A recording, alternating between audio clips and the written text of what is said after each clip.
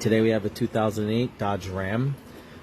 Customer had the key, wanted an extra key programmed.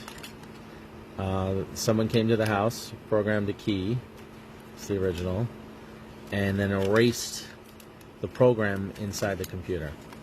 So they took it to the dealer and they just kept making keys because they couldn't get the program into this skim module right here. What that is that reads the security data of the key and then tells another module to start the car.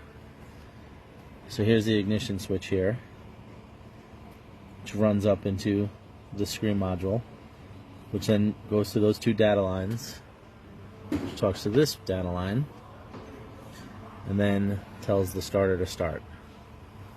Alright? So ignition key, the security module into this body controller, which they call a TIPM, and then that starts the car. So the problem they had was that they programmed too many keys, the computer wouldn't read it anymore, so I sent the computer out and just eliminated this. So now you could start it with any key without a program, and now it runs. Downside is that that security light will be on.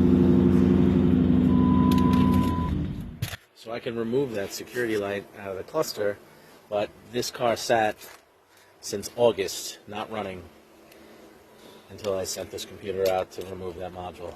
Just like they do on hot rods when they take new engines and put them in old cars.